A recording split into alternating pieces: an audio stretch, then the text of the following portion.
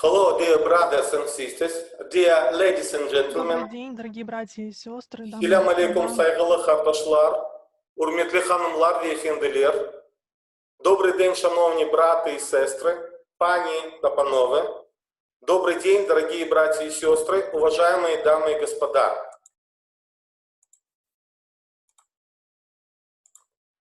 The Crimean Tatar Resource Center is pleased to welcome you Русско-татарский ресурсный центр рад, что вы присоединились к нашей онлайн-конференции через программу Zoom, которая посвящена Международному Дню коренных народов мира, и тема нашей сегодняшней встречи — Международный день коренных народов мира как инструмент для защиты прав коренных народов. Рабочие языки обсуждения — это английский, русский и украинский. У вас есть возможность прослушать синхронный перевод на панели управления. Вы можете выбрать тот язык, который вам нужен. Крымско-татарский ресурсный центр рад приветствовать вас на онлайн-экспертной дискуссии через Zoom, посвященной Международному дню коренных народов мира на тему «Международный день коренных народов мира как инструмент для защиты прав коренных народов». Рабочими языками дискуссии являются английский и русский и украинский. На панели управления есть опция «Перевод». Вы можете выбрать нужную вам опцию. Итак, темами сегодняшней нашей дискуссии являются, вопросами для обсуждения являются значение празднования Международного дня коренных народов мира, современные вызовы для коренных народов в Крыму, дорожная карта для Украины по вопросам коренных народов, коренные народы Крыма в современном мире, процесс разработки международных стандартов прав коренных народов, подготовка к международному десятилетию языков коренных народов. Вести онлайн-дискуссию буду я, Искендер Бариев, руководитель Крымско-татарского ресурсного центра, член Меджлиса крымско-татарского народа. Сегодня в дискуссии будут принимать участие председатель Меджлиса крымско-татарского народа Рифат Чубаров.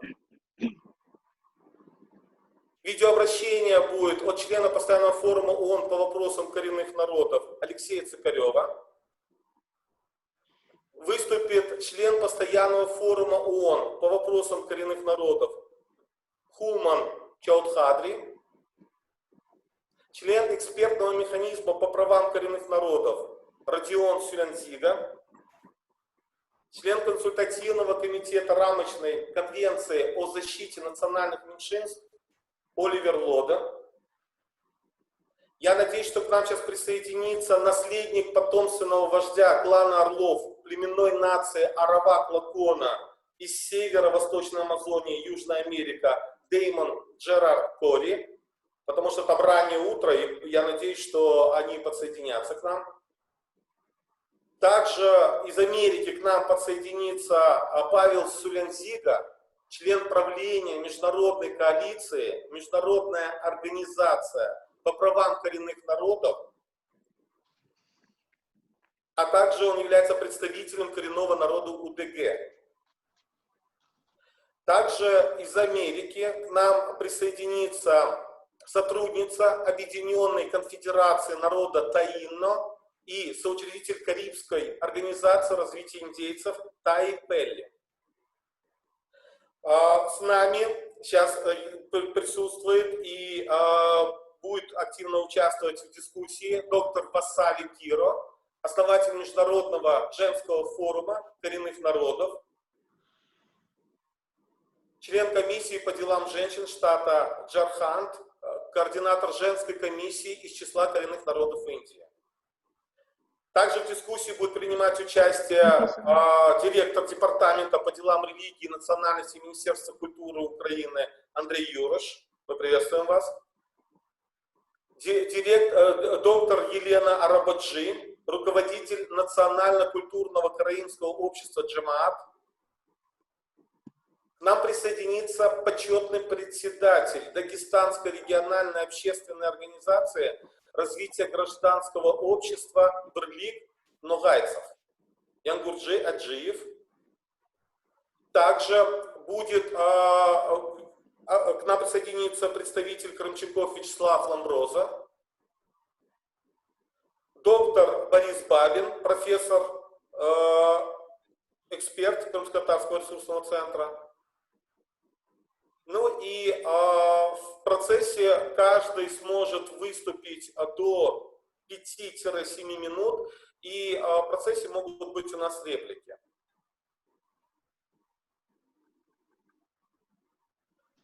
Ежегодно 9 августа отмечается Международный день коренных народов мира. Он был одобрен резолюцией Генеральной Ассамблеи ООН в 1994 году. В этом году Международный день коренных народов мира посвящен теме COVID-19 и жизнестойкость коренных народов. Хотя вопрос происхождения COVID-19 до конца не изучен, связь между экологией и пандемиями хорошо известна ученым. Кроме того, есть группа людей, которые еще до появления COVID-19 били тревогу по поводу угрозы пандемии. Это коренные народы. Благодаря своим традиционным знаниям и связи с миром природы им давно известно, что деградация окружающей среды может привести к росту заболеваний. Говорится в официальном релизе Организации Объединенных Наций. В ООН также отмечают, что в разгар пандемии важно защитить эти народы и их знания. Они могут многое нам рассказать о том, как восстановить равновесие во взаимоотношениях с природой и снизить риск будущих пандемий. Однако эти люди уже сталкиваются с целым рядом проблем, и нынешняя реальность заключается в том, что последствия пандемии COVID-19 еще больше усугубляют эти проблемы. В целях повышения осведомленности о потребностях этих групп населения 9 августа каждый год отмечается Международный день коренных народов мира. Они нуждаются в нас, особенно сейчас, а мы нуждаемся в них, подчеркивают в ООН. Вернемся к нашим реалиям и к нашим вопросам.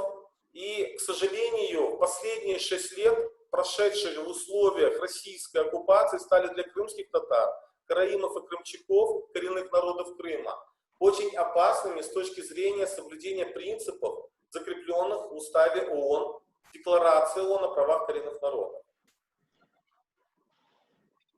Целый ряд индивидуальных прав человека и коллективных прав коренных народов жить в условиях свободы, мира и безопасности, как отдельные народы, стал объектом посягательств в связи с оккупацией Крыма. Как же выжить в этих условиях? Как же использовать День коренных народов как способ борьбы и способ сохранения коренных народов? Что необходимо делать для того, чтобы урегулировать эти вопросы и законодательно закрепить статус коренных народов в Украине? Об этом мы и будем говорить сегодня в рамках нашей дискуссии.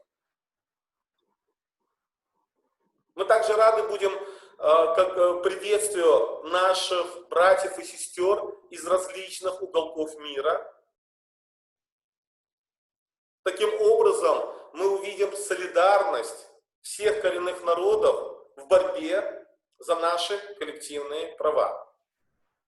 А сейчас я хочу предоставить слово председателю Меджлиса крымско-татарского народа, представительного органа крымско-татарского народа Рифатага Чубарову. Ассаляму алейкум, saygılı dostlar, hürmetli konferansiya iştirakçıları. Kırım Tatar Milli Meclis Reisi olarak OZ adımdan ve Meclis azaları adından hepinizi selamlayayım. Ve elbette bu konferansiyanı hazırlayan Açık Toplum Vakfı'na, Kırım Tatar Kaynak Merkezi'ne ve bütün katılgan arkadaşlarımıza teşekkürler bildiriyorum. Свое приветствие участникам онлайн-конференции на крымско-татарском языке я сопроводил также словами благодарности организаторам этой онлайн-дискуссии, онлайн-конференции, Фонду открытого общества, Крымско-татарскому ресурсному центру, ну и, разумеется, всем участникам конференции и за подготовку, и теперь уже за то, что мы ее проводим. Тема онлайн-дискуссии, она обозначена: Международный день коренных народов мира как инструмент для защиты прав коренных народов. Я, готовясь к данной конференции, для себя распечатал все темы дня по годам, когда они были определены, для того, чтобы попытаться найти ответ на поставленный вопрос, насколько важен для нас всех такой инструмент, как Международный день коренных народов, установленный Организацией Объединенных Наций. И когда я анализировал все эти порядки дня, темы дня, я вышел на другой практике деятельности ООН, когда обозначались декады, а потом и десятилетия, международные десятилетия. И я взял их, распечатал, также анализировал и совместил с теми темами, которые были определены как актуальные по отношению к каждому в каждом году, когда отмечался Международный день коренных народов мира. И я прихожу к выводу, что вот такая актуализация наиболее важных, во многих случаях и жизненно важных проблем, она очень уместна. И то, что касается в отношении коренных народов, как мне представляется, Международный день, как отмечаемая на международном уровне не только коренными народами, но и государствами, на территории которых они проживают, является одним из таких, во многих случаях при стечении сопутствующих обстоятельств, о них вы, наверное, будете говорить в своих выступлениях, является очень эффективным инструментом. И я себе вот так вольно позволил бы процитировать слова Кофи Аннана, которые он говорил в своем послании еще в 2005 году, в котором он призывал государства к тому, чтобы обеспечивать возможности развития коренных народов в условиях мира и безопасности при уважении прав человека, которых слишком многим из них слишком долго отказывали. Вот это словосочетание «слишком многим из них слишком долго отказывали», это, в общем-то, и мне представляется, но есть и вот положено в основу тех тем, которые указываются ежегодно как отмечается Международный день коренных народов. Я хотел бы заметить, что Международный день коренных народов мира как эффективный инструмент, это в реальной нашей жизни, он используется на глобальном уровне, об этом свидетельствует деятельность международных организаций, прежде всего самой ООН, других международных организаций. Кроме того, Международный день коренных народов мира может быть очень эффективным инструментом и на национальном уровне, но в украинском государстве еще нет такого долгого времени, когда мы могли бы привести очень много позитивных примеров, но в любом случае само по себе учреждение, установление и ежегодно отмечание Международного дня коренных народов, оно, в принципе, должно побудить не только представителей коренных народов, но, собственно, сами государства обращать свои не только внимание, но и усилия на разрешение актуальных проблем развития коренных народов на их собственных территориях.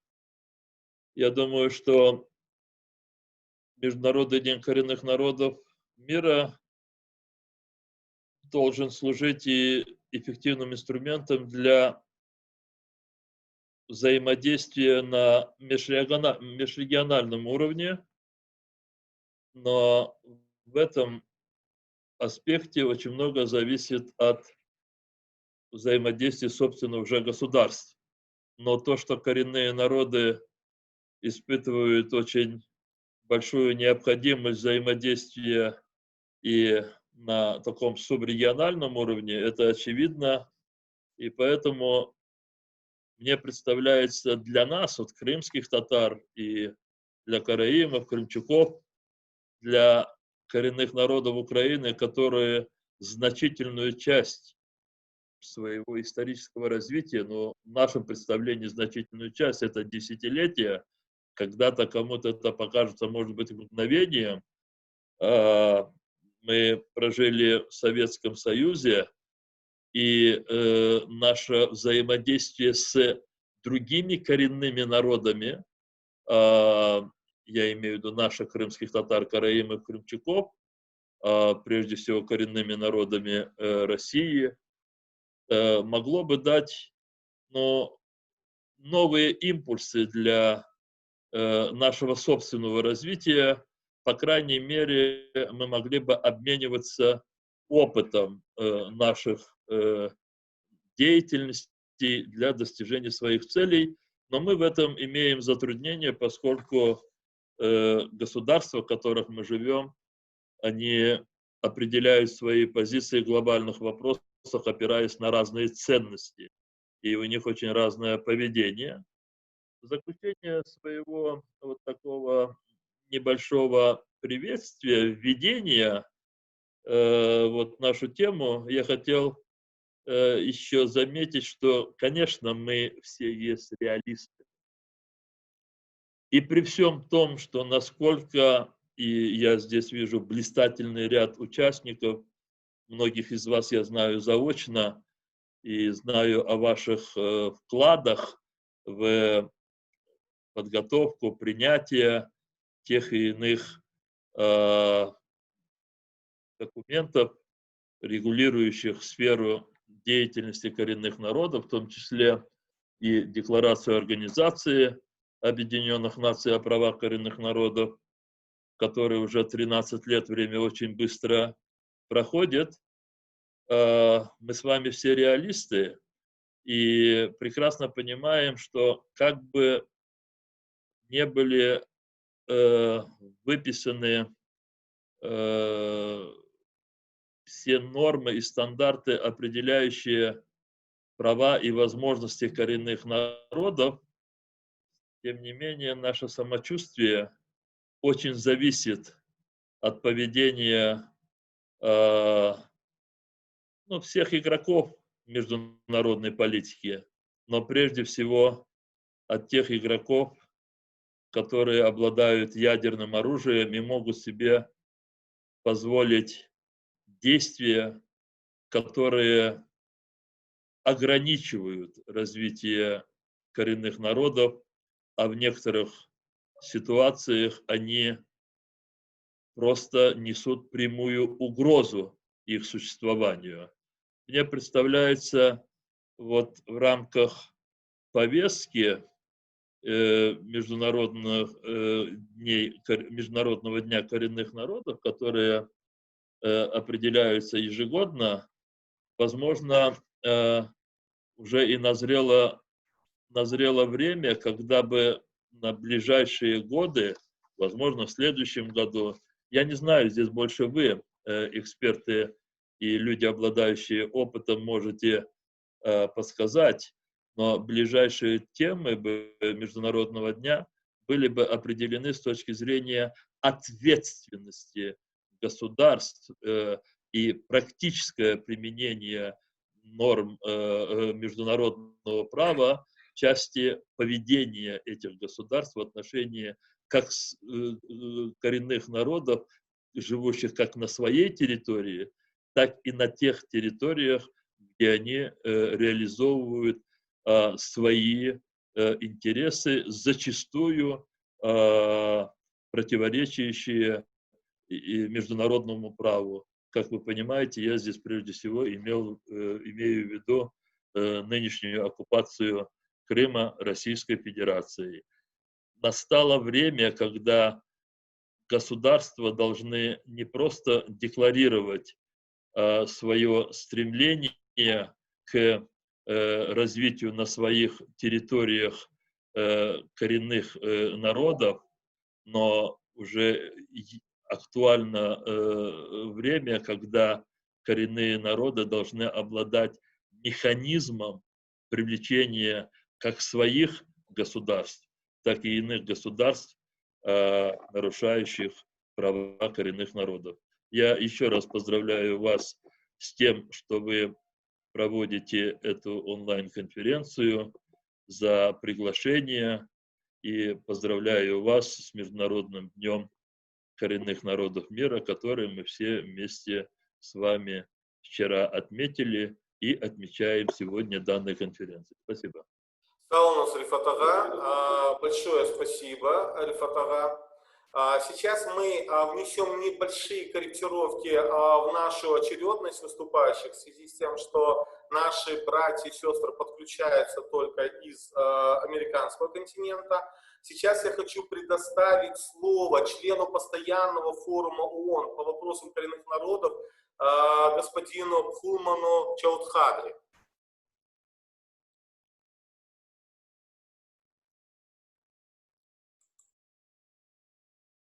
Пожалуйста.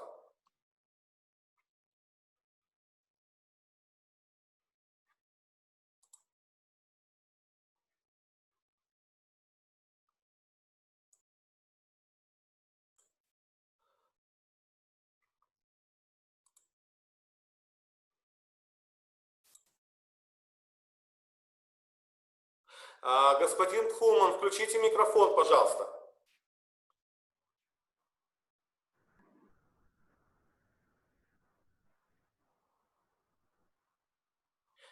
We don't...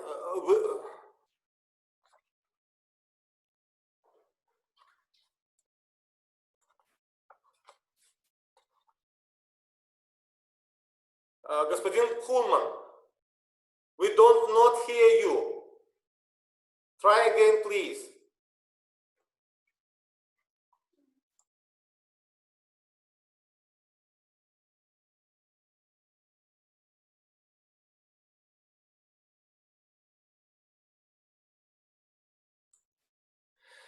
Я так понимаю, пока есть технические проблемы, пока с техническими проблемами мы сейчас справимся и подключим господина Пхулмана Чаудхадри.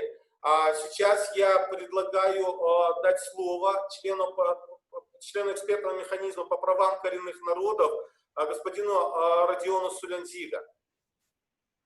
Can you hear me? Окей, все у нас наладилось. Can you hear me? Yeah, distinguished chairperson, distinguished Mr. Escalander, head of the chairman, Teta Resource Center. Уважаемые участники конференции, уважаемый Искандер Бариев, глава Крымско-татарского ресурсного центра, уважаемый господин Рифат Чубаров, председатель Меджлиза крымско-татарского народа, уважаемая госпожа Эмина Джабарова, заместитель министра иностранных дел Украины, господин Алексей Цикарев, член постоянного форума ООН по вопросам коренных народов, уважаемые представители коренных народов, уважаемые дамы и господа, я бы хотел поблагодарить вас за приглашение участвовать и поздравить вас с Международным днем коренных народов. Тема данного мероприятия, и тема также этот день в условиях COVID-19.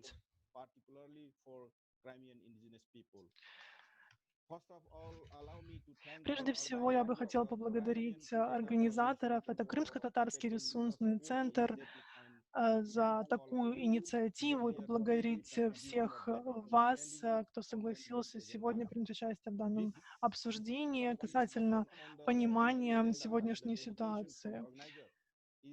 И во время консультации касательно повестки дня с организатором данного мероприятия были выделены такие темы, как значение празднования Международного дня коренных народов, современные вызовы для коренных народов в Крыму, дорожная карта для Украины по вопросам коренных народов, коренные народы Крыма в современном мире, процесс разработки международных стандартов прав коренных народов и также подготовка к Международному десятилетию языков коренных народов в период 2022 по 2032 года.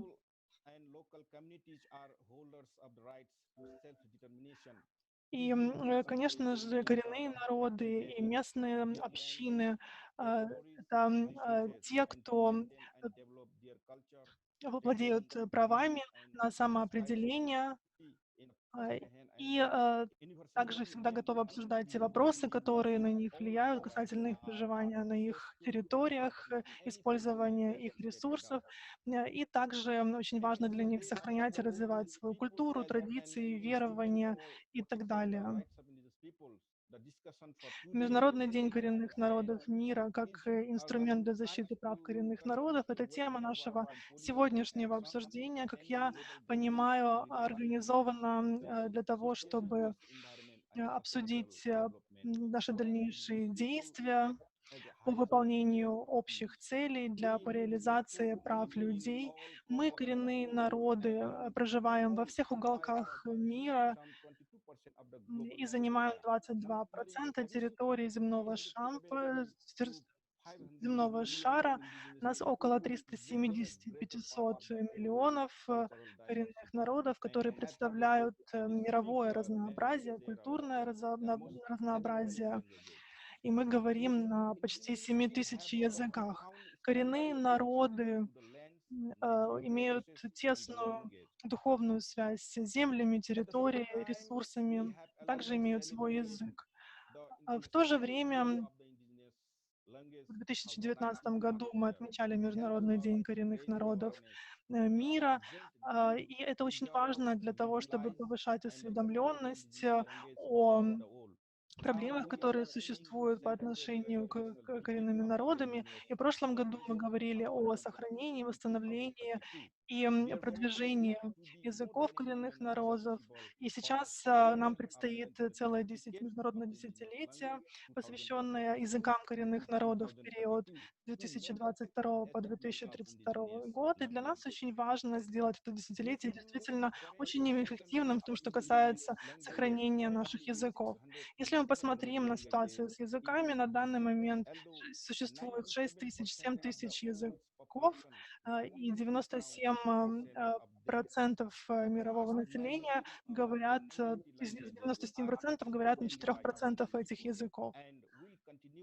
Как правило, в таких языках разговаривают коренные народы, да, и мы будем продолжать, если ничего не предпринять, исчезать и терять эти языки. Поэтому очень важно их защищать, потому что это вопрос, который касается идентичности и ценностей народов. Без адекватной реакции на эту проблему, которая касается истории, традиций и памяти людей, говорящих на этих языках, мы это все потеряем и потеряем наше лингвистическое разнообразие. Поэтому я бы хотел призвать вас уделять внимание этим критическим вопросам и предпринимать меры для того, чтобы коллективно всем миром реагировать на них. В этот Международный день мы снова вспоминаем о Декларации ООН о правах коренных народов, которая была принята в 2007 году, и мы также призываем международное сообщество мобилизировать свои усилия для сохранения достоинства, процветания и основных прав и свобод коренных народов. Поэтому необходимо полностью выполнять данную декларацию, включая права на самоопределение и также на проживание на традиционных землях, территориях, использование своих ресурсов и языков. И там, где мы живем, мы должны быть признаны государствами. Более того, я бы, как член МПКН, хотел бы подчеркнуть важно сотрудничество с крымскими коренными народами, также государствами, странами-участницами, организациями коренных народов и другими партнерами, их усилиями, которые направлены на сохранение, восстановление и продвижение также прав и развитие коренных народов, которые предусмотрены Конвенцией на всех уровнях. Я верю, что это обсуждение, которое будет касаться вопросов, важных и для всего мира, сможет внести свой вклад в устойчивое развитие, справедливое сохранение мира и процветания. И я также ожидаю от этой конференции обсуждения конкретных вопросов и также потенциала касательно сохранения сельскохозяйственного развития, сохранения окружающей среды, продвижения туризма и также сохранения родных языков. И также я бы хотел поговорить, обсудить возможность предоставления лучших условий проживания для коренных народов, во всем мире, включая Украину. И я думаю, что вместе мы сможем этого добиться. Я бы хотела поблагодарить вас за приглашение и также за тесное сотрудничество по обеспечению защиты прав коренных народов. Хотел бы пожелать вам успешной и продуктивной конференции и поздравить организаторов с данным мероприятием. Передаю слово вам, господин Спасибо Искандер. большое, господин Хулман. Я в первую очередь хочу вас поблагодарить за вашу огромную работу в защите прав коренных народов, в развитии коренных народов. И я надеюсь, что совместными усилиями мы сможем внести большой вклад в защиту крымских коренных народов и, соответственно, сделать все, чтобы все коренные народы чувствовали себя защищенными и могли развиваться. Но и сейчас я хочу предоставить слово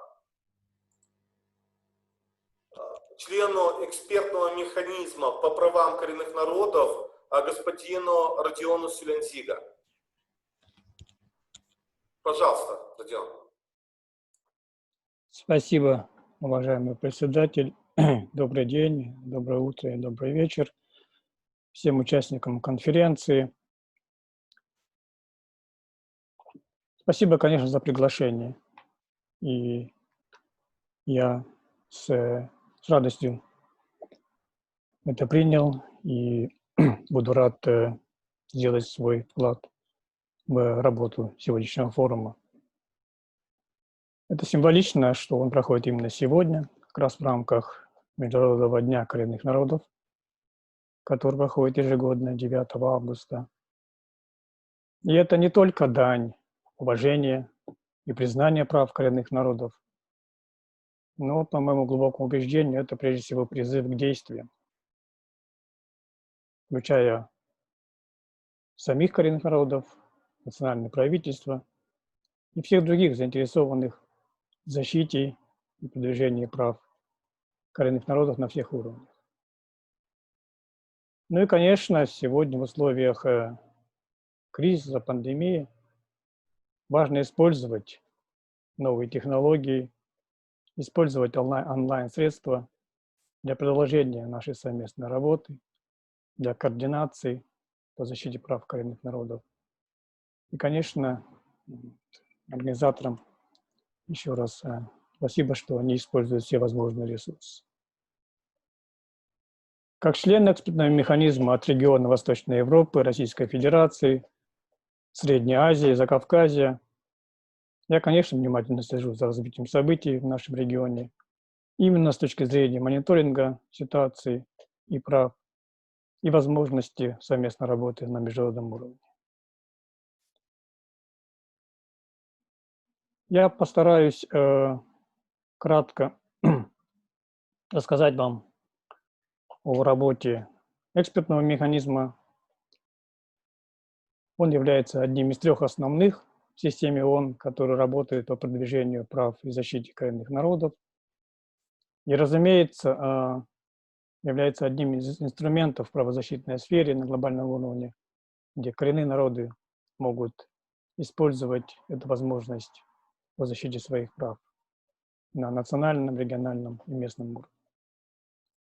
Сам экспертный механизм был образован в 2007 году решением Совета по правам человека для того, чтобы помогать Совету обеспечивать его тематической экспертизой.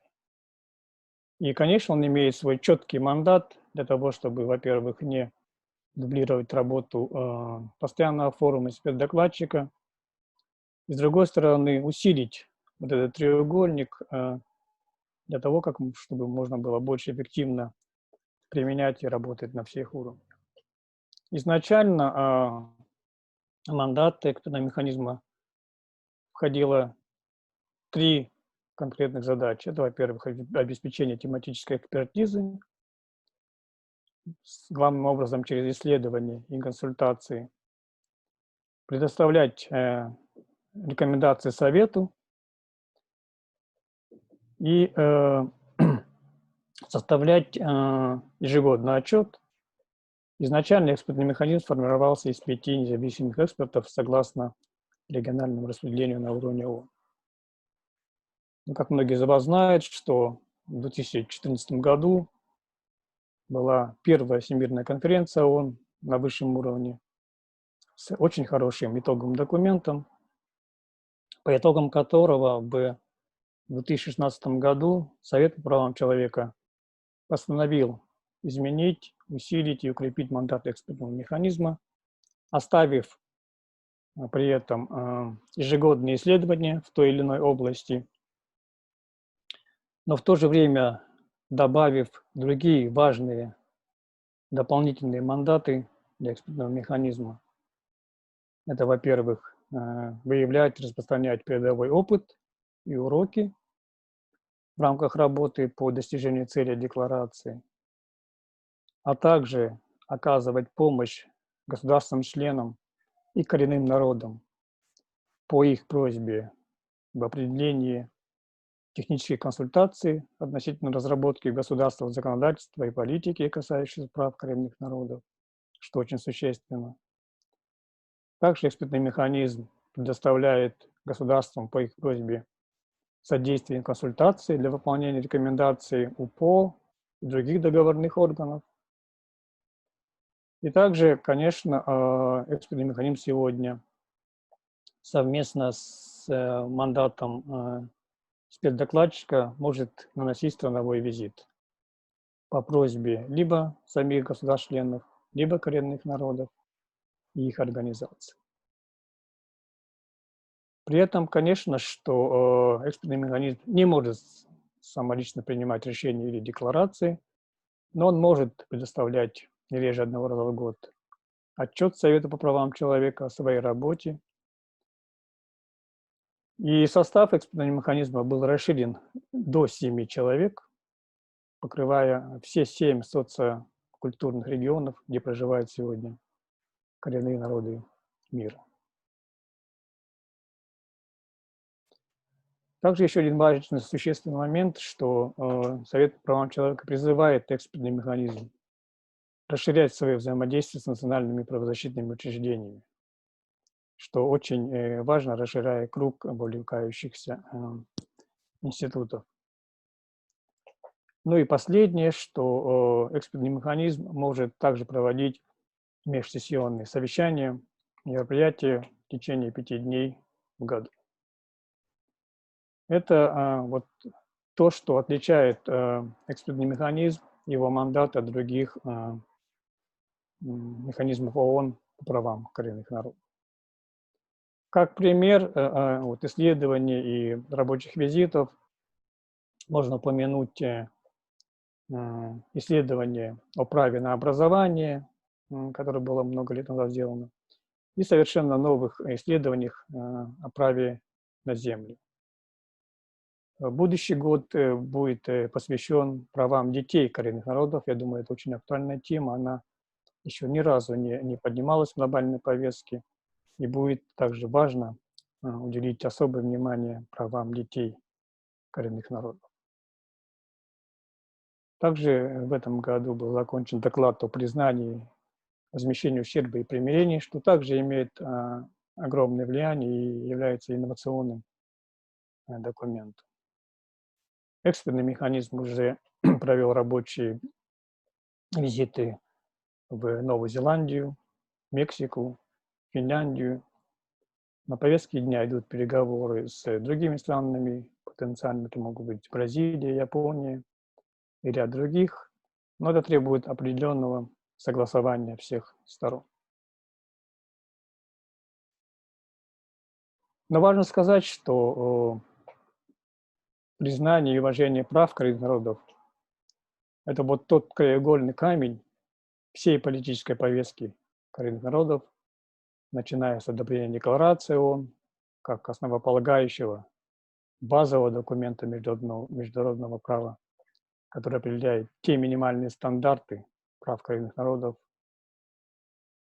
до развития национальных законодательств и правоприменительной практики. Но я бы хотел сказать, что признавать и уважать – это только первый шаг на пути реализации всего комплекса прав, особенно на национальном и местном уровне. Сегодня, конечно, мы можем аплодировать и отмечать прогресс ООН в прорыве международного права в области признания прав коренных народов. Но, с другой стороны, мы сегодня также вынуждены принять и увидеть серьезный разрыв между глобальными процессами ООН, национальным законодательством и практически очень плохим исполнением на общинном уровне. Поэтому нам всем предстоит очень много работы. Я всем желаю сегодня успеха, поздравляю с Днем коренных народов, желаю солидарности, развития нашего общества, наших общих дел, ну и, конечно, прежде всего, коренной дипломатии. Это нелегкая, а порой тяжелая работа, но только, наверное, мы с вами сможем ее вывести на новый уровень. Спасибо. Спасибо большое, господин Силянзига. На самом деле очень важно, что вы раскрыли работу работу экспертного механизма по правам коренных народов и мандат экспертного механизма. Потому что я уверен, что нашу дискуссию сегодня смотрят не только представители коренных народов Украины, Российской Федерации, других регионов, потому что мы поэтому и проводим конференцию на 2 языках, но в том числе нашу дискуссию смотрят и представители некоренных народов, смотрят представители политикума, смотрят представители власти. И, конечно же, очень часто люди не совсем видят разницу между коренными народами и национальными меньшинствами. не совсем понимают роли коренных народов вообще в развитии того или иного государства. Поэтому, конечно же, я думаю, вот ваш посыл, ваш спич, он дает важный посыл к тому, чтобы мы действительно скоординировались для того, чтобы использовать мандат, эффективно использовать мандат экспертного механизма по правам коренных народов в контексте даже обеспечения защиты прав крымских татар, караимов и крымчаков в Украине. Поэтому спасибо вам большое. И сейчас я хочу предоставить слово Алексею Цикалеву, члену постоянного форума ООН по вопросам коренных народов, а также Алексей Цикалев неоднократно был членом экспертного механизма в связи с тем, что он в данный момент находится в дороге, поэтому он послал нам видео сообщение, и мы его сейчас опубликуем. Пожалуйста.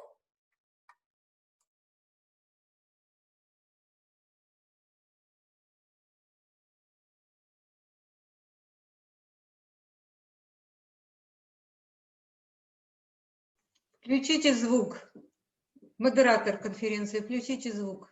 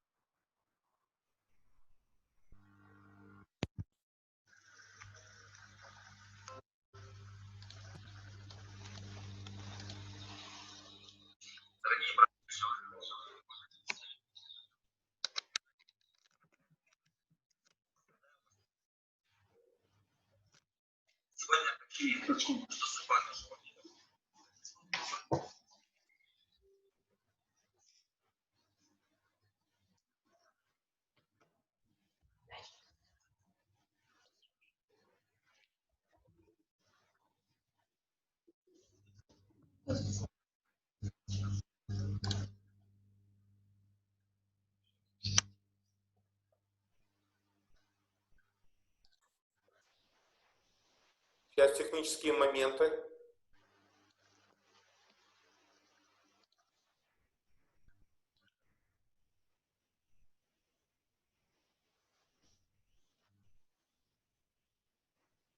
Нет звука.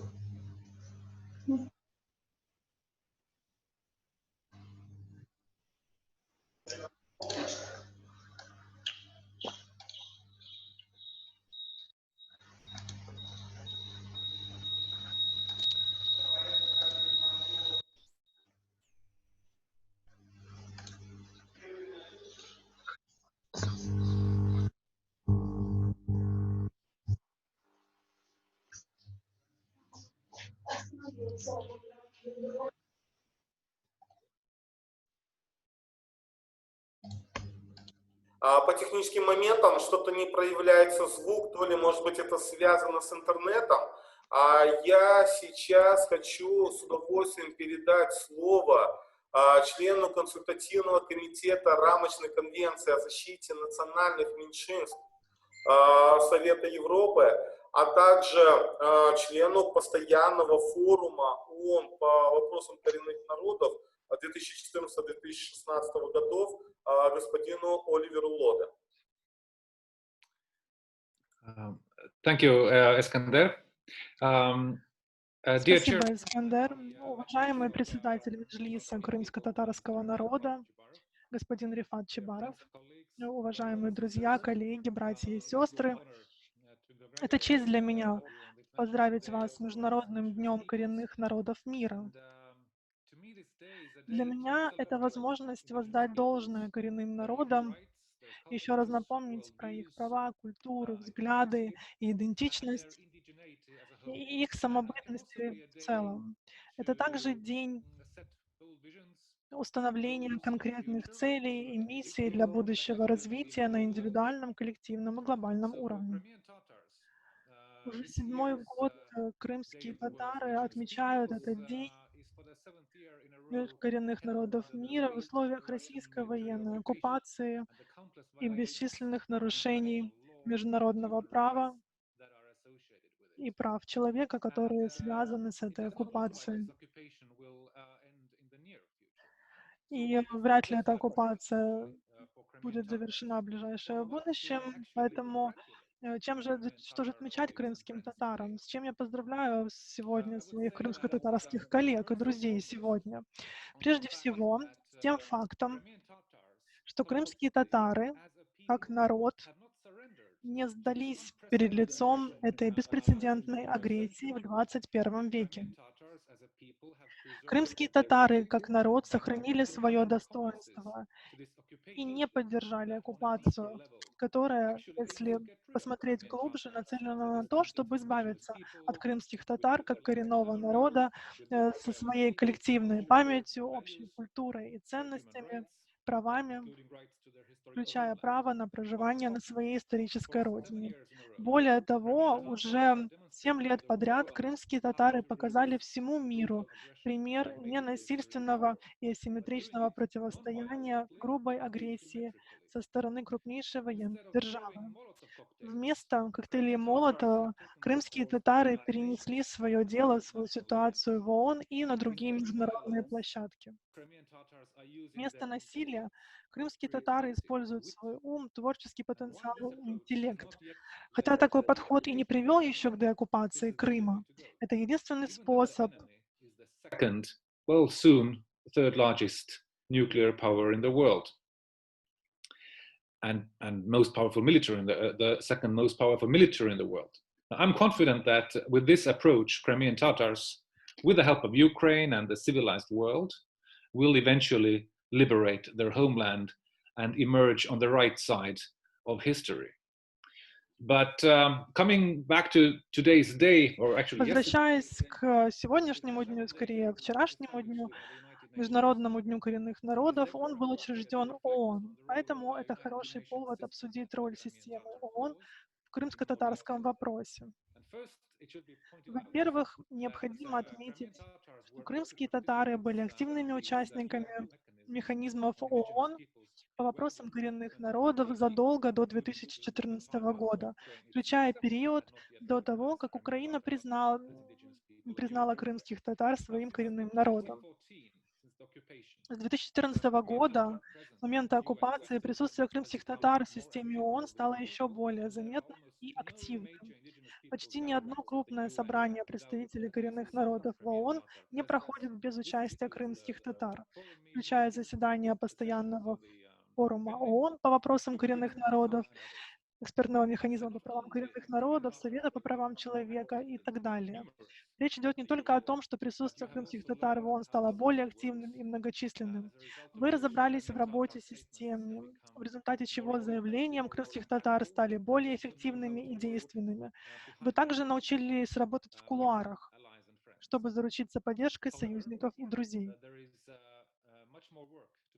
Однако в ООН предстоит еще много работы, включая 3 механизма, которые касаются вопросов коренных народов, но также и работе с другими учреждениями ООН. Что касается механизма по вопросам коренных народов, 3 механизма.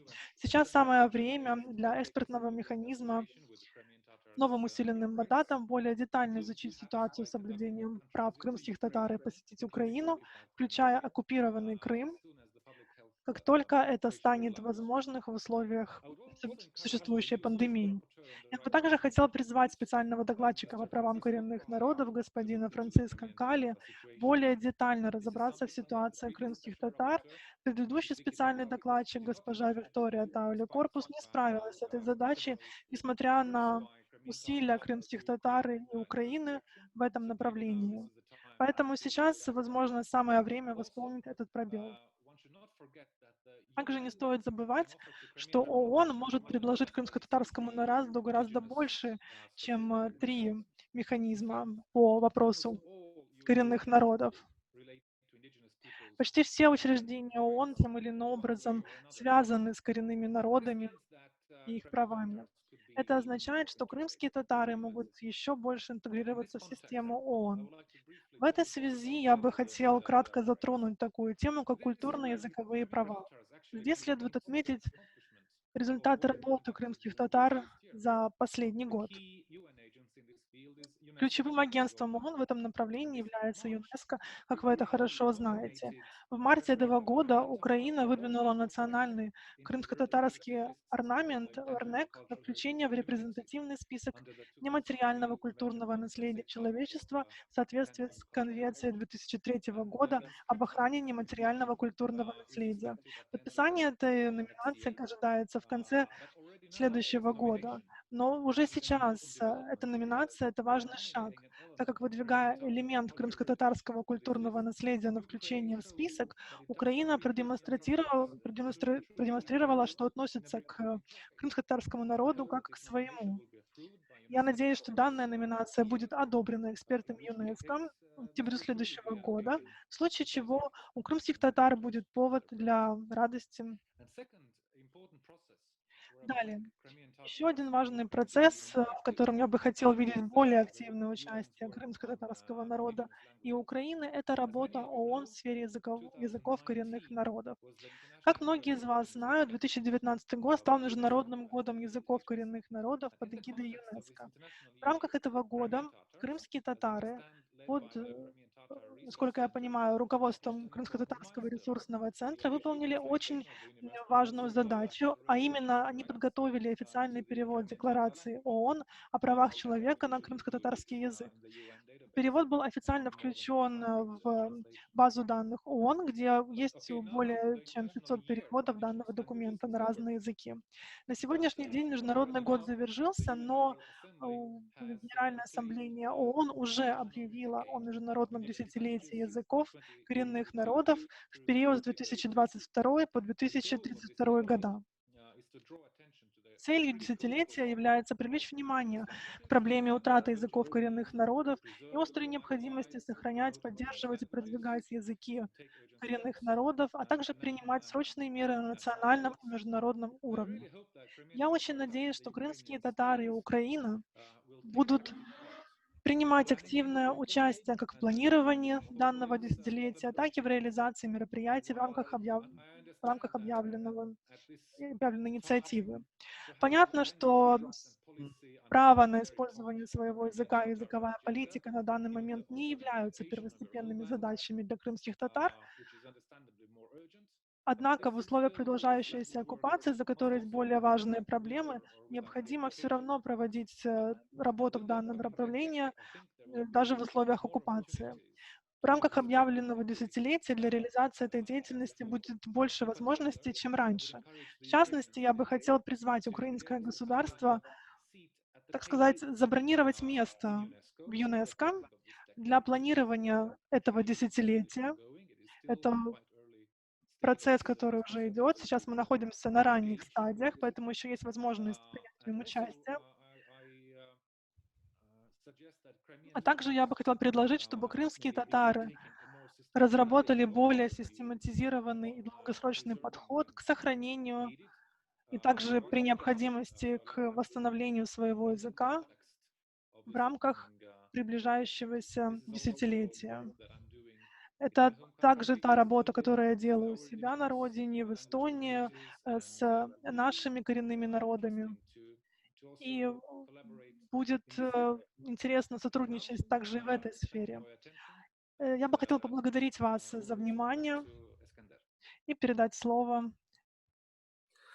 Спасибо большое, господин Оливер, за столь такой вот экспертный доклад. Ну, на самом деле вы являетесь другом крымско-татарского народа и действительно уже достаточно хорошо, как эксперт, разбираетесь в проблемах коренных народов Украины, в частности, Indigenous peoples of Ukraine, including the challenges that Crimean Tatar people has been facing.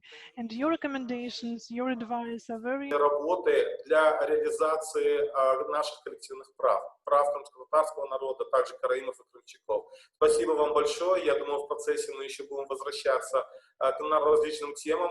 И я еще хотел подчеркнуть важность того, что действительно мы уделяли большие усилия к тому, чтобы был страновой визит спецдокладчика по правам коренных народов госпожи Виктории Таули Корпус. Также мы сейчас работаем, и в этом плане у нас было официальное приглашение совместно с государством Украина. Кроме того, мы сейчас совместно работаем над страновым визитом экспертного механизма по правам коренных народов для того, чтобы действительно мы смогли максимально имплементировать Декларацию ООН о правах коренных народов в законодательное поле Украины. И это было бы важным посылом и, я думаю, имиджевым ходом для самого украинского государства. Ну, а сейчас я хочу предоставить... Искандербей, Да. если возможно, буквально минуту одну. Пожалуйста. Я прошу прощения у всех. Я сейчас действительно должен буду просто уйти, но в свете того, что сказал myself because now I need to leave now. чтобы это отметить, потому что там, где взаимодействие с государством эффективно и дает позитивные результаты, нам об этом надо говорить. Я замечу следующее. Последние несколько лет в Украине приняты целый ряд законов, которые регулируют использование украинского языка как государственного, так и других языков. И хочу отметить, что во всех этих законах, а именно первый закон о функционировании украинского языка как государственного, о теле- и радиовещании, об образовании, крымско-татарский язык занимает особое место, то есть регулируется особыми механизмами, именно опираясь на то, что это язык коренного народа. Я хотел это отметить. Спасибо, Искандер, что вы мне дали эту возможность. Да, спасибо, Рифат ага. А сейчас мы переместимся в Америку, на американский континент. И я хочу предоставить слово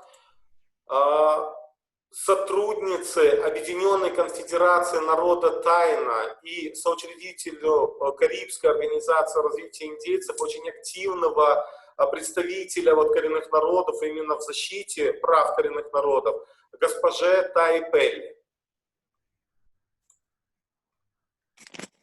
Thank you so much, my relatives, and it's such a pleasure to be with my family. Большое спасибо, моя семья, и очень рада быть с вами сегодня.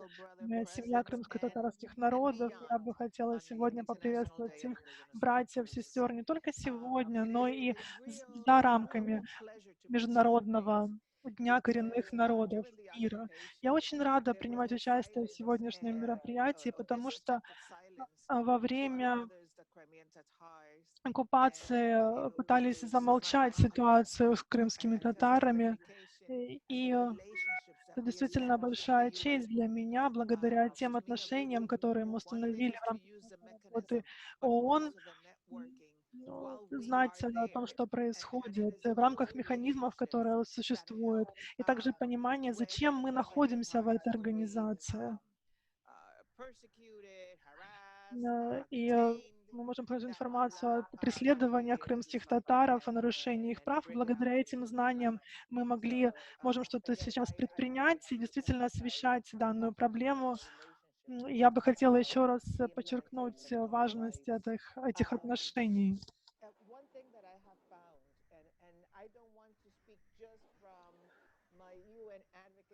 Я бы не хотела говорить сейчас только с точки зрения моей деятельности в рамках ООН, но также с точки зрения коренных народов, которые сейчас все еще чувствуют определенное преследование. Если мы говорим о коренных народах Карибского региона, мы пытаемся минимизировать нарушения наших прав. И я считаю, что здесь важную роль играет язык, и важно называть вещи своими именами. установление диалога между различными участниками, между разными поколениями является ключевым для нас, потому что нам нужно подготовить новое поколение, не только передав им наши знания, но и научить их, какие механизмы существуют в ООН. Не только те 3 механизма, о которых мы говорили, которые касаются только коренных народов, но также рассказать им о разных механизмах ООН, чтобы у них были инструменты для того, чтобы знать конкретно, что делать в той или иной ситуации, чтобы понимать, к кому обращаться и что использовать для решения того или иного вопроса. И мне кажется, что это действительно очень важный момент.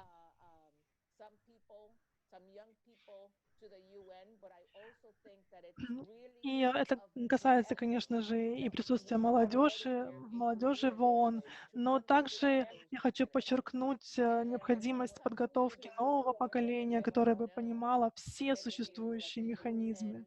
И многие из нас знают, что в ООН есть определенное пространство, и, и, э, и у нас ушло 30 лет для того, чтобы принять декларацию ООН о правах коренных народов.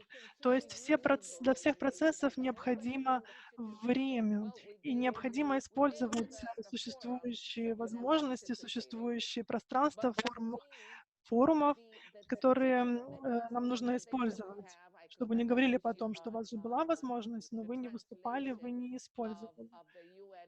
Также очень важно помнить о существовании письма ООН касательно прав человека. Но все же я всегда говорю о том, что у нас есть декларация ООН о правах коренных народов. И сейчас мы знаем, что этот небольшой документ на 46 статей не был бы принят, если бы мы не уделяли этому достаточное внимание. Я думаю, что вы все с этим согласитесь. Поэтому нужно инициировать те процессы в ООН, которые отвечают нашим потребностям.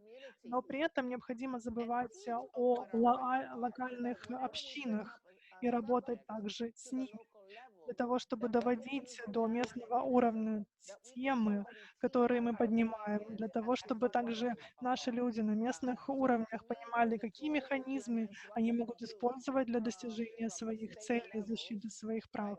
То есть нам необходимо работать, конечно же, на уровне ООН, на международной арене, на уровне государств, но и не забывать о местных общинах и готовить новые поколения, чтобы они знали, что необходимо будет им делать в будущем. Также нам необходимо сохранять баланс между традиционными знаниями и пониманием того, какие права у нас есть. Мы, как коренные народы, сталкивались с тем, что в течение длительного времени было несоответствие между знаниями нашими, которые находились на более низком уровне, и ситуацией в целом. Например, то, что у нас сейчас есть, которое касается экологии, других вопросов, это то, что мы знали и так. Но нам необходимо развивать наши знания, создавать своего рода академии для того, чтобы передавать эти знания дальше. Нам необходимо создавать структуру. Нравится нам это или нет, нам необходимо работать в системе, даже если эта система подавляет наши права. Нам необходимо сохранять баланс, нам необходимо понимать правила игры. И необходимо сохранять то, как мы живем, и также те знания, которые мы обладаем, для того, чтобы эффективно их использовать на разных уровнях. Также я хотела еще отметить тот факт, что мы можем изменить язык и на самом деле изменить наш подход. И государства не будут это делать за нас. И чтобы каждый раз, когда они обращались к уязвимым слоям общества, коренным народам и так далее, чтобы они использовали правильную терминологию, и нам нужно это отслеживать, нам нужно их исправлять, чтобы напоминать о себе и о нашем положении. У нас также есть специальные докладчики. Предыдущий специальный докладчик действительно делал очень хорошую работу. Она сама на самом деле находилась под преследованием. Ее в ее стране чуть ли не называли террористом. И при этом она продолжала работу по защите прав людей. И сейчас очень много есть проблем, которые нам нужно сталкиваться. У нас сейчас есть Франциско Кали, который является докладчиком, и он первый представитель коренного народа, который был президентом в комитете по борьбе с преследованием. То есть это тот человек, который знает ситуацию о том, что происходит в Гватемале, о тех убийствах и так далее. И, в принципе, он может доносить на профессиональном уровне о необходимости связи с нашей Землей, с нашей планетой. И мне кажется, что это благословение нам, что сейчас у нас опять-таки на этой должности есть наш представитель, есть наш друг. И это нужно использовать для того, чтобы отстаивать свои права. И в завершение также хотела сказать еще раз, что очень важно сохранять связи не только в рамках наших общин с различными поколениями, но и также в целом в мире. Есть механизмы ООН, есть программы, и нам необходимо обучать последующие поколения касательно того, какой доступ у них есть, какие есть механизмы и программы. Например, как программа, которая рассчитана на 2 года для молодых людей,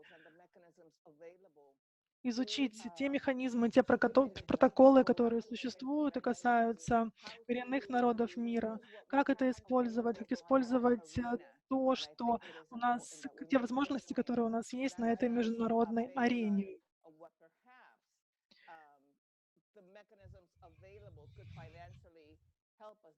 И те механизмы, которые существуют, конечно же, могут нам помочь, но также необходимо изучать данную проблему с другого вопроса. И это касается также представителей крымско-татарского народа, чтобы вы передали эту информацию более молодому поколению, чтобы молодое поколение принимало участие в этой программе и обучалось всем возможностям и механизмам. Еще раз хочу сказать вам, что я вас очень люблю, вы моя семья, вы мои родственники. Еще раз поздравляю вас с Международным днем коренных народов. Я рада провести этот день с вами.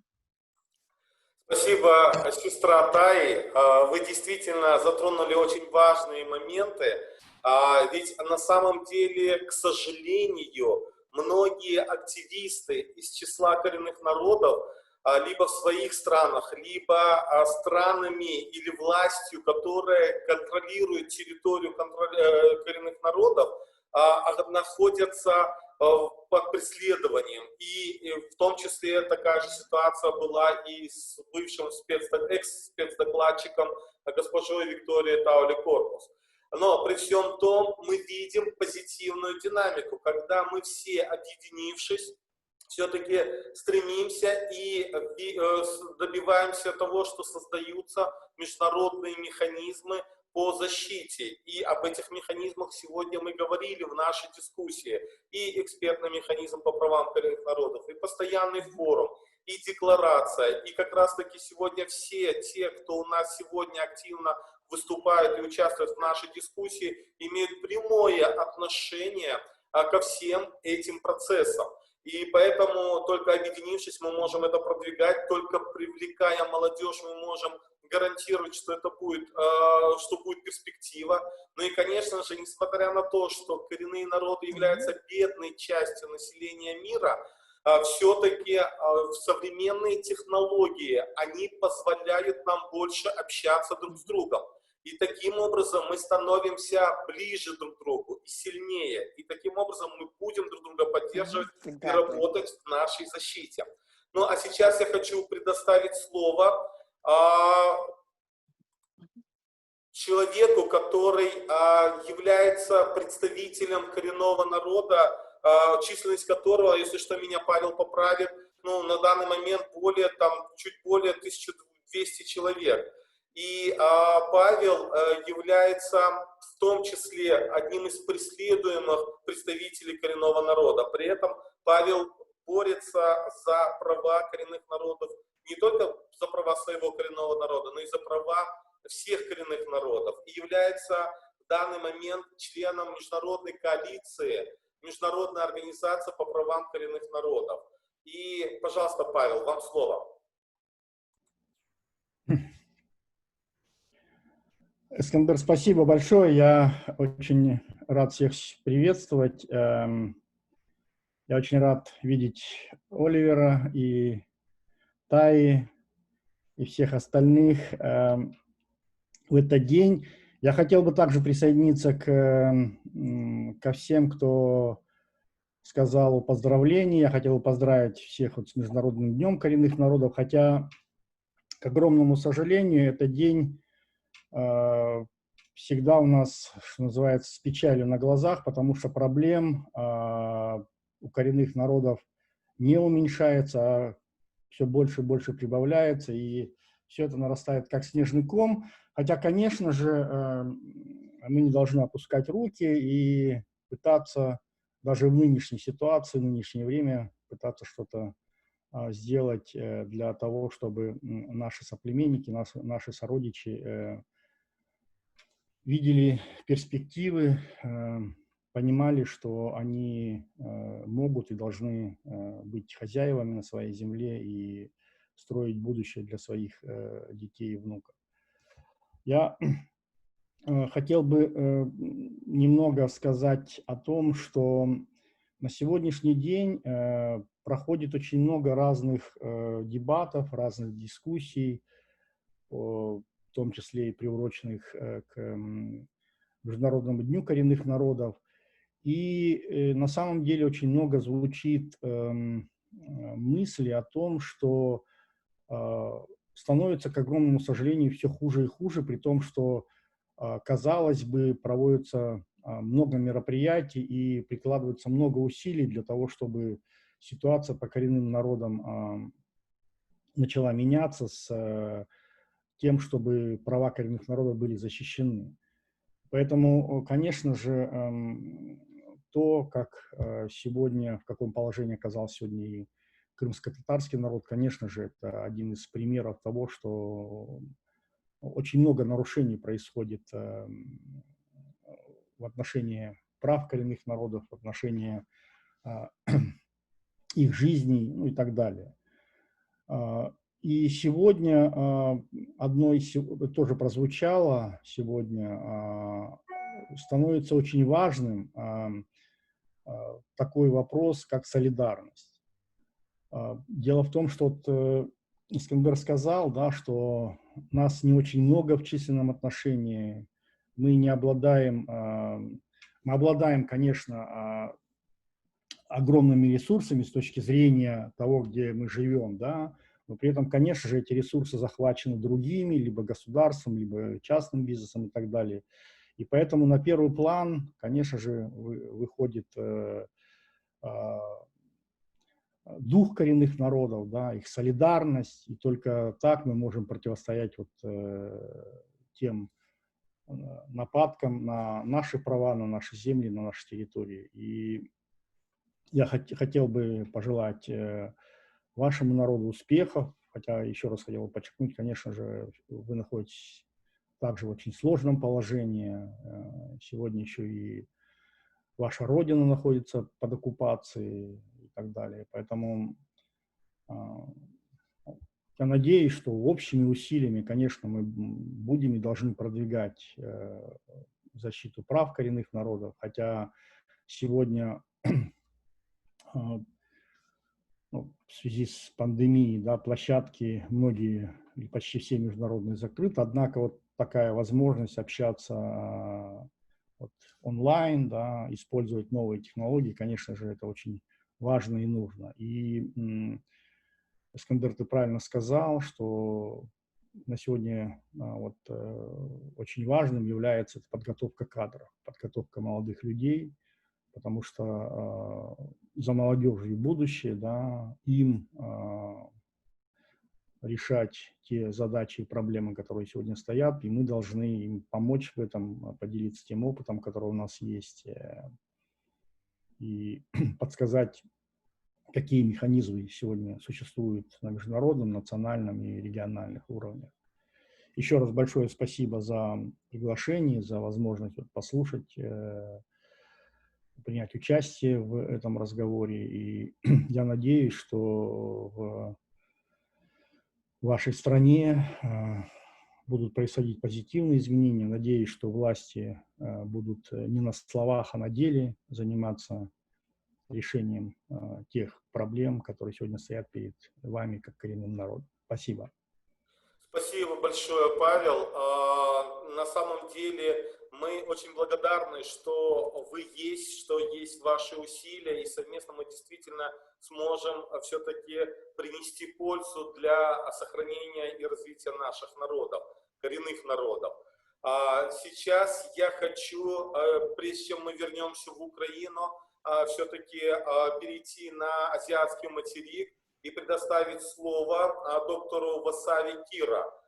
Доктор Васави Кира является основателем Международного женского форума коренных народов, также членом комиссии по делам женщин штата Джарханд и координатором женской комиссии из числа коренных народов Индии. Пожалуйста, госпожа Васави. Thank you so much. Большое вам спасибо. Я бы хотела поприветствовать всех господина Рифата и Искандера, которые организовали данное мероприятие под эгидой Казахстанского ресурсного центра, который посвящен Международному дню коренных народов мира. Я бы хотела поздравить 476,6 миллионов представителей коренных народов, которые проживают в 90 странах мира.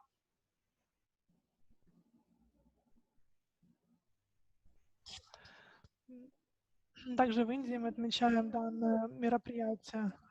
Нам необходимо использовать данную возможность, чтобы оценить ситуацию, в которой мы находимся, и чего мы добились на нашем пути.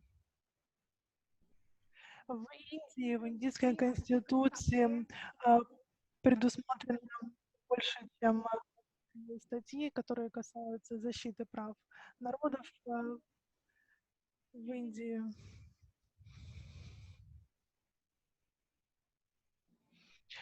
И благодаря ООН был учрежден Международный день коренных народов мира. Я сейчас не буду углубляться в механизмы ООН, которые существуют, но я бы хотела затронуть 10-ю статью брифа ООН. И он говорит о том, что любые правительства должны уважать права коренных народов мира, находить с ними согласие. И также это касается территорий и земель, на которых проживают коренные народы, что государства должны также заключать соглашения с представителями коренных народов мира. Это очень важная статья, повторюсь, под номером 10 документа ООН. И в Индии у нас очень богато проблем, которые касаются перемещения коренных народов на другие земли.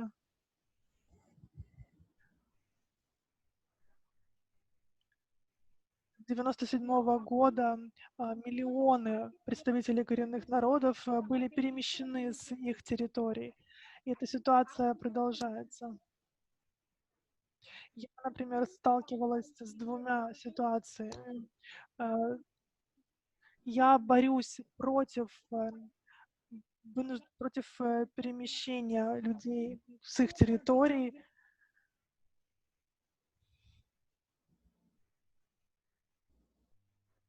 И даже для этого используются специальные военные силы, правоохранительные органы для того, чтобы переселить нас с наших территорий. Это происходит в восточной части Индии. Я также являюсь представителем этой территории. Там они хотят развить новую столицу, и из-за этого будут продолжать перемещать других представителей народов. Мы боремся против этого всеми возможными способами. Национальное следственное агентство — это центральная служба в Индии, которые принимают постановления о том, чтобы вторгаться в дома активистов и также инициировать против них различные дела.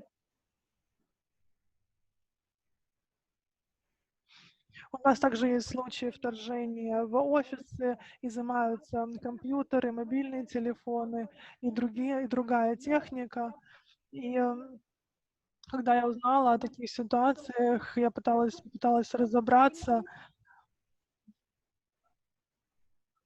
И когда я пыталась это сделать, мне позвонили из полиции и сказали, что мы уже возбудили против вас 2 дела, поэтому вы обязаны сообщать нам о ваших перемещениях, о вашей деятельности. Вот такая ситуация сейчас в Восточной Индии. Я хочу сказать, что если говорить о Джаркханде, достаточно богатом регионе, из-за того, что там есть очень много шахт, добываются минеральные ресурсы, он является, в общем-то, также в фокусе правительства. У нас хотят забрать наши территории, наши ресурсы. Я бы не хотела забирать много вашего времени и кратко затронуть Пекинскую декларацию, которая касается прав женщин коренных народов и была принята в 1995 году. Сейчас уже 2020 год, и все еще ведутся переговоры касательно данной декларации, касательно расширения и привлечения еще 25 членов в эту декларацию. Мы участвуем также в этом обсуждении, мы хотим, чтобы это коснулось и нашей страны.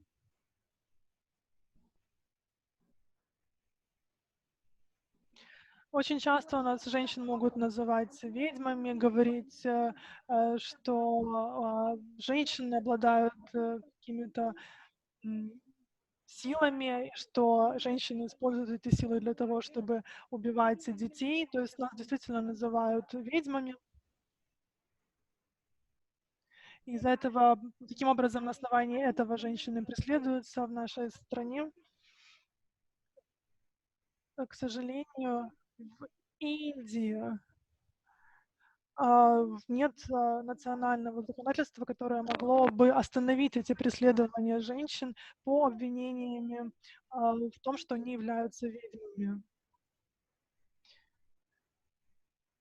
И поэтому мы боремся за то, чтобы исключить такую неправомерную практику в отношении наших представителей коренных народов.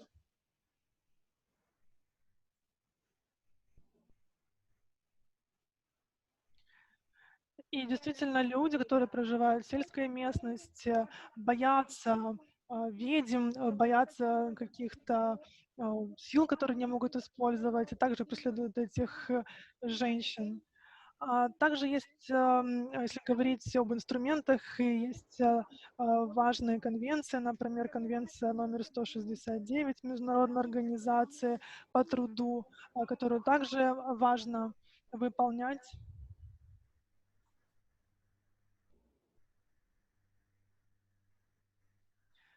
И мы пытаемся пояснять женщинам, существуют такие механизмы.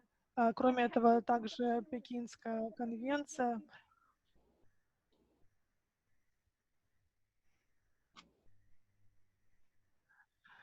И очень приятно видеть представителей других коренных народов на данном мероприятии, организованном крымскими татарами.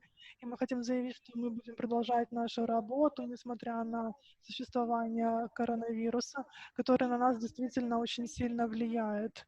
Но у нас есть своя медицинская система, и мы, как коренные народы, можем сохранить наши жизни. И люди, которые проживают также в Перу и в Мексике, говорят, что они используют свою традиционную медицину для того, чтобы защитить себя от вируса. У нас также в Индии есть свои средства, но нас не признают, и нашу медицину не признают. И в нашей стране, так и на других уровнях. И, Искандер, я была рада вас видеть также на мероприятиях прошлого года. И я рада видеть здесь Алексея Цикарева, который должен был приехать к нам в марте. Уже было все согласовано, но, к сожалению, коронавирус, существующая пандемия нарушила наши планы. Да, конечно. Спасибо большое, доктор Васави. Мы вам благодарны, что вы нашли время. Действительно, мы постарались показать географию в рамках нашей экспертной дискуссии. И для того, чтобы наши слушатели, наши зрители могли в дальнейшем увидеть сам процесс, саму динамику, сами сложности. И, конечно же, для нас очень важно. Я, честно говоря, не прерывал никого, хотя многие выступающие нарушали регламент и наше время, но при этом я все-таки, учитывая праздник, учитывая День коренных народов, не нарушаю, никого не прерываю. И поэтому, но при всем этом я хочу дать всем выступить обязательно, чтобы все успели. И мы, конечно же, чуть продолжим больше запланированного нашего времени. Но при этом, конечно же, хочется, чтобы мы все-таки более-менее так укладывались в регламент. А сейчас мы возвращаемся на европейский материк, и прежде чем предоставить слово представителям коренных народов Крыма, караимам и крымчакам, я сейчас хотел бы слово предоставить представителю украинской власти, директору департамента по делам религии и национальности Министерства культуры Украины Андрею Юрошу. Будь ласка, пожалуйста, пан Андрей. Thank you very much for this invitation. I'm really happy to Большое спасибо за это приглашение. Я действительно рад принимать участие в данном обсуждении, быть сейчас частью вашей семьи. Just a minute, I want to take out the voice because it's a little bit difficult to speak, to listen me in translation. Сейчас постараюсь выключить свой звук, потому что я себя слышу. We always listen that celebration of this kind of day is С одной стороны, часто говорят, что такого рода дни — это возможность, но для меня это также неформальная возможность подчеркнуть важные вопросы, которые мы должны решать. Я сейчас говорю о защите прав коренных народов. И для Украины очень сложная ситуация в ее границах. minorities, Потому что действительно у нас проживают влиятельные меньшинства и коренные народы. Ukrainian state has to provide any Украинское possible государство должно possibilities and circumstances предоставлять все by возможности these для indigenous peoples сохранения этих their коренных народов opportunity and their rights, but и for их one прав. hand, it's not just a theory. Но это должно быть не просто теория, а должна быть серьезная политическая работа. Я бы хотел поблагодарить господина Оливера Лода за его in these circumstances. That's why I will be much shorter in my presentation, because these very honorable presenters already И я described сокращу свое выступление, потому что предыдущие выступающие уже описали рамки работы и также тех действий, которые мы должны предпринимать для того, чтобы справиться с этой нелегкой ситуацией. Также еще один очень важный вопрос, о котором говорил господин Рифат Чубаров. Created Это some то, the что most в general Украине framework for уже создана realization общая of рамка any для rights of the indigenous имплементации people. прав And he mentioned коренных several народов. И он already также adopted уже laws on упомянул о целом education, on ряде secondary законов, education, on законов the о state language, образовании, о on the media, государственном языке, о where средствах массовой информации, all set of rights of the где indigenous people прописаны права коренных emphasized народов in very specific way. But достаточно детально. Но really в этом случае мы действительно очень гордимся нашими достижениями. Really essential discussion on this matter, Однако в Украине because также проводится детальное обсуждение данного вопроса, потому что кроме коренных народов, а именно крымские татары, караимы и крымчаки, также проживает целый ряд различных национальных меньшинств в разных регионах страны.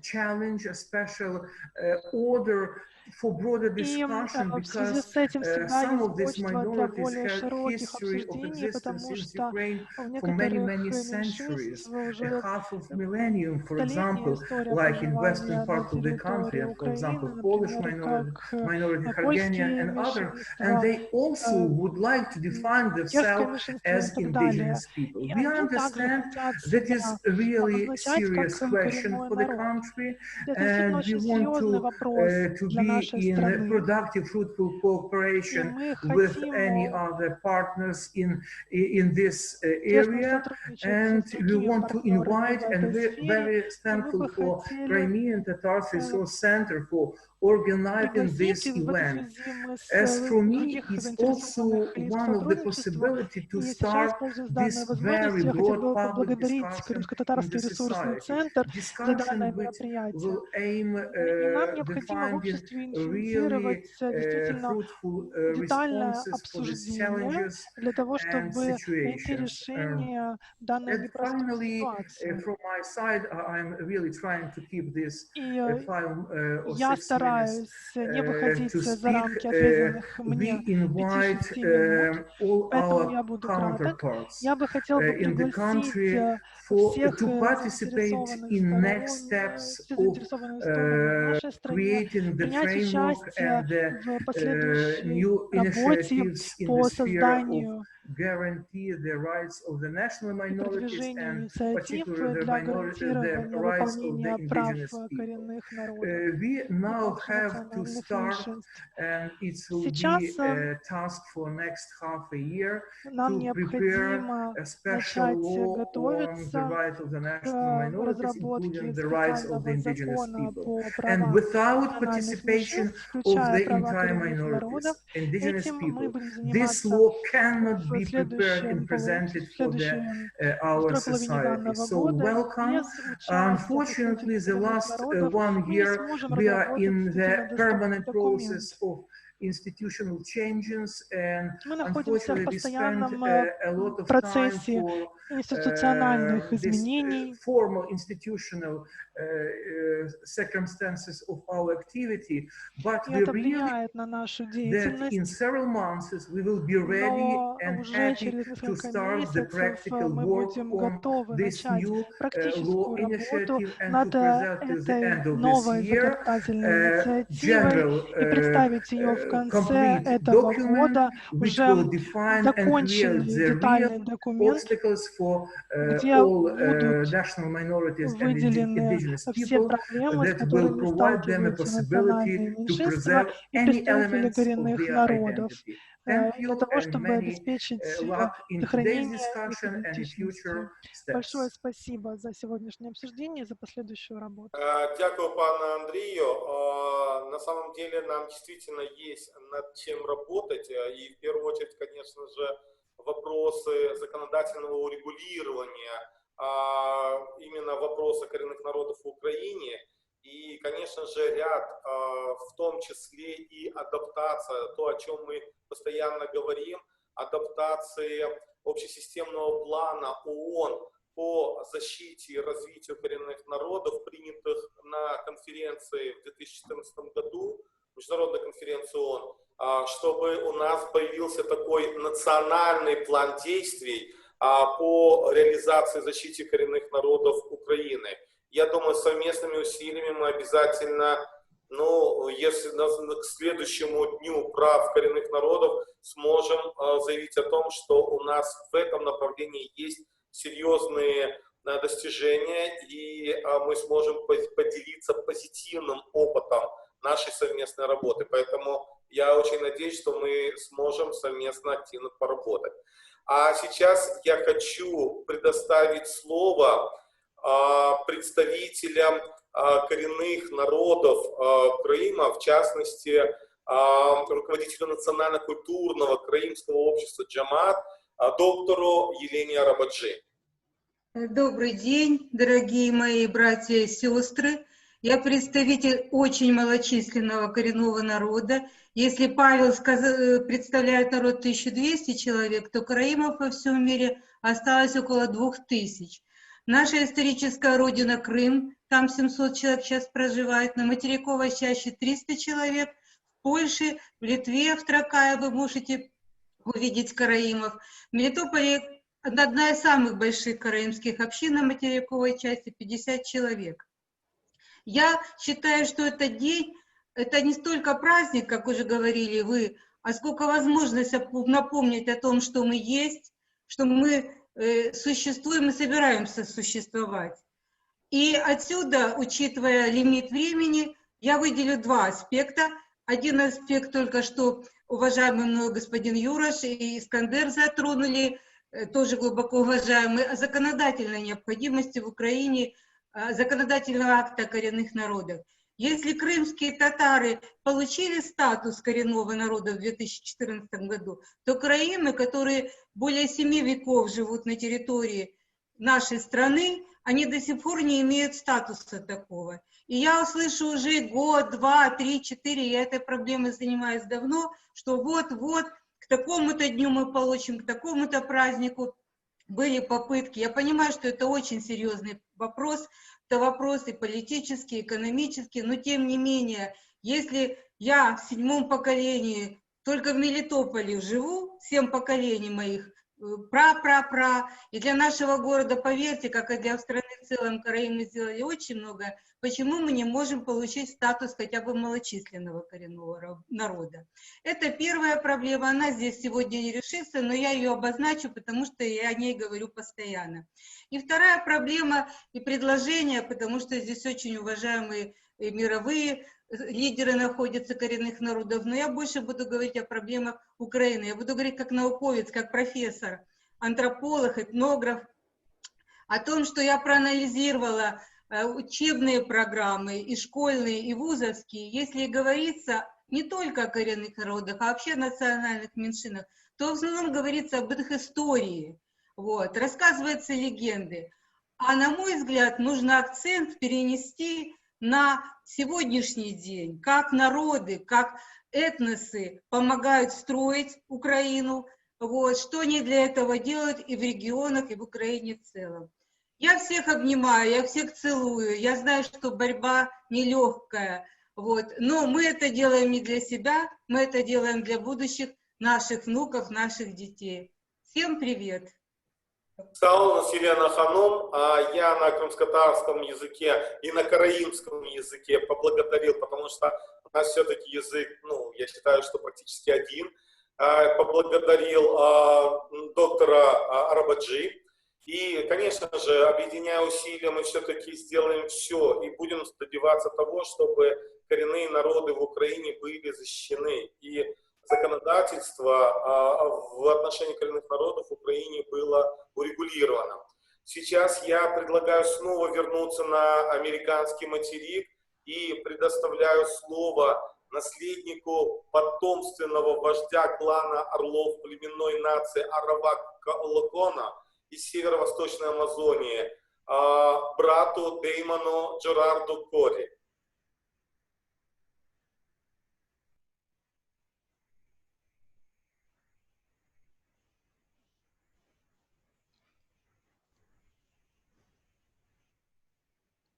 Добрый день, братья и сестры, надеюсь, что вы меня слышите.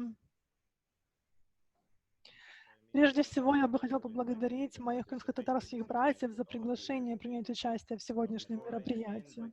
Но прежде чем начать непосредственное обсуждение вопроса пандемии, я бы хотела затронуть болезненную для себя тему, а именно тягчайшее преступление, военное преступление в Европе 21 века — это противоправное военное вторжение России и аннексия Крыма.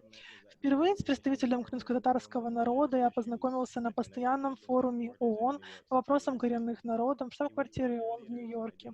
Он был один из ваших лидеров, я бы не хотела сегодня называть его имя, но с этим человеком мы стали близкими друзьями, можно сказать, братьями и соратниками в борьбе за международную справедливость по отношению к коренным народам мира.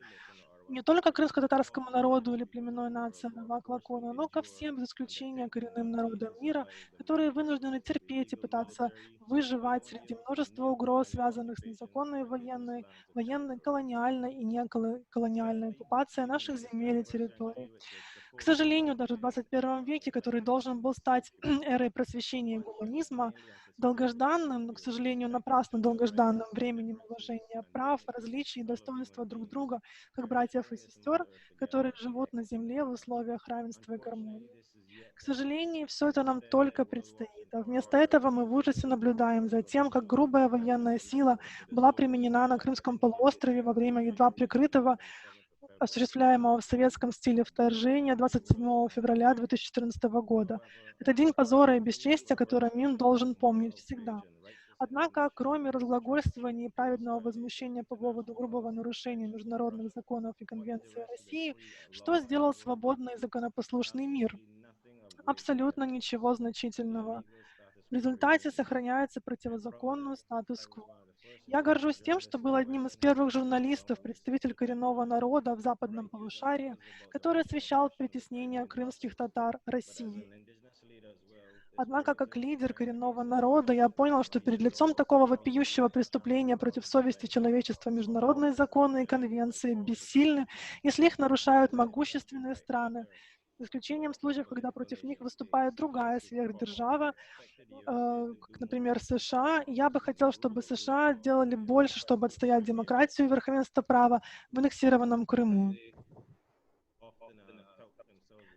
Как они заявляют, что они это делают в других странах.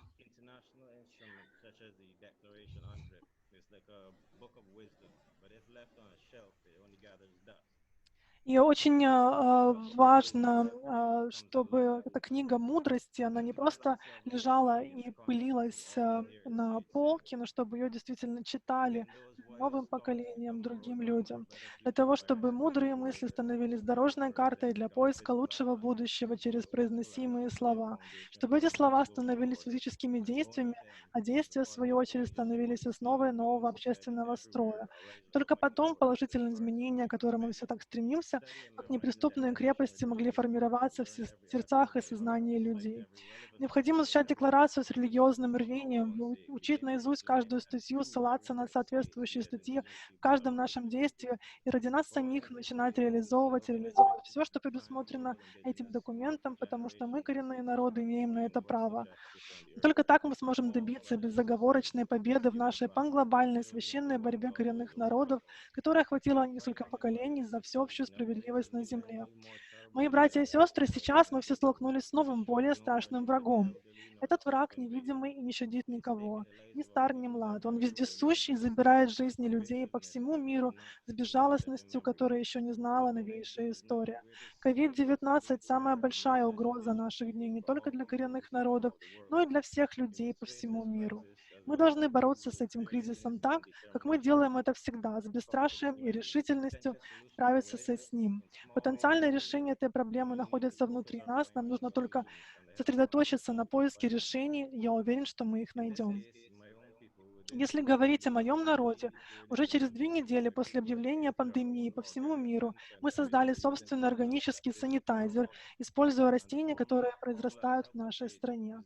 Благодаря формуле, в разработке которой я участвовал, вещество не только эффективно убивает вирус на кожных покровах, но и успокаивает кожу рук, оставляя ощущение чистоты и свежести, в отличие от чистого спирта. Мы создали это средство только благодаря собственным усилиям.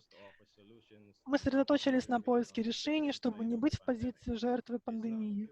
Это не лекарственное средство от ковида, однако это еще один инструмент в нашем арсенале, который поможет выжить в борьбе с пандемией. Меня приглашали в другие коренные общины, чтобы помочь в создании схожих средств из корней растений, произрастающих на их территориях, потому что мы первыми в Америке стали продавать такой продукт. На этом я бы хотел поблагодарить вас за возможность снова поделиться своими моими мыслями. Большое спасибо за ваше внимание. Спасибо, спасибо большое, брат Дэймон. Спасибо за вашу системную поддержку крымско-татарского народа и других коренных народов.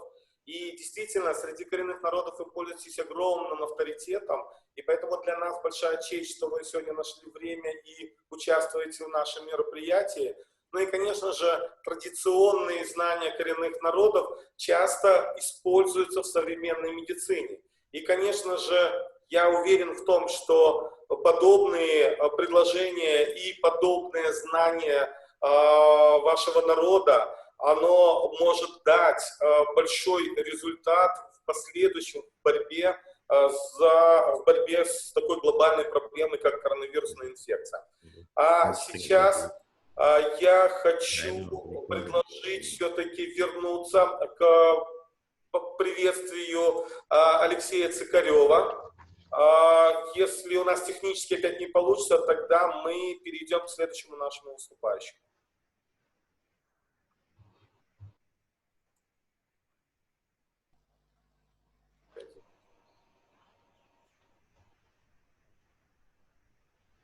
Part of my speech was cut off last sentence, did not print out of the whole paragraph, so it left me, when I caught to realize that something was missing, and I had to scramble to fill the blanks, trying to remember what I wrote there. Because I was with it on perfect.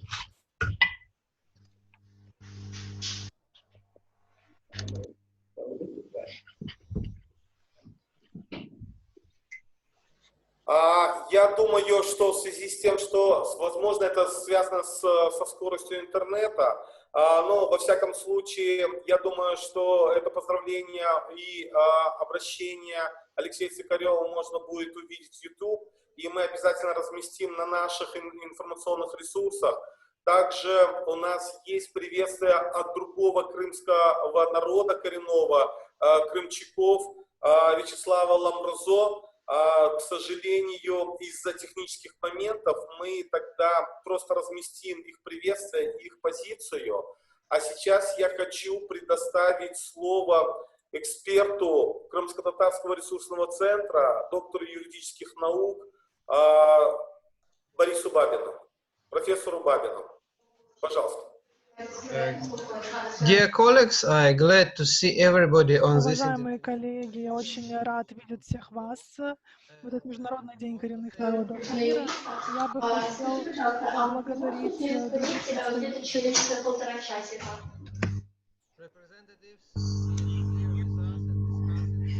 Я рад, что сейчас с нами есть представители различных коренных народов, которые обсуждают проблемы коренных народов по всему миру. И сегодня мы говорим о ситуации, которая сложилась по всему миру, включая Украину. И мы говорим о том, что в украинском законодательстве все еще не реализовано не в полной мере положение всех соответствующих документов, деклараций. Плюс у нас есть оккупация Крыма.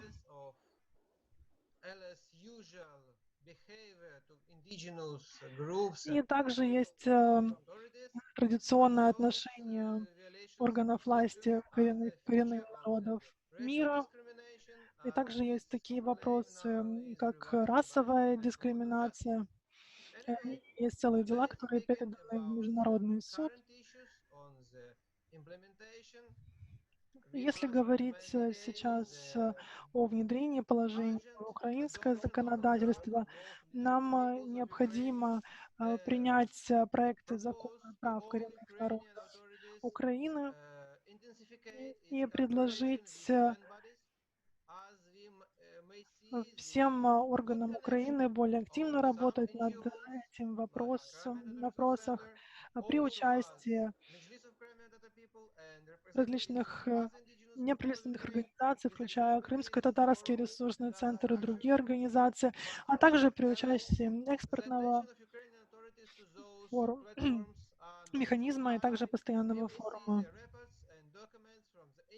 Мы видим различные отчеты, документы, которые готовятся различными организациями, но, к сожалению, не правительством Украины. И здесь мы также говорим о вопросах насильственного перемещения представителей коренных народов.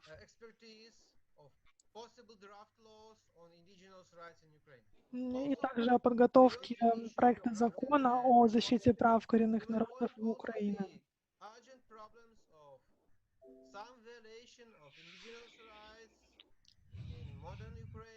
Также необходимо помнить о нарушениях прав коренных народов в современном мире.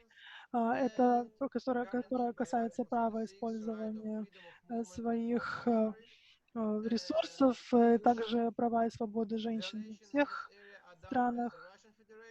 И очень много нарушений выполняется оккупационной властью России.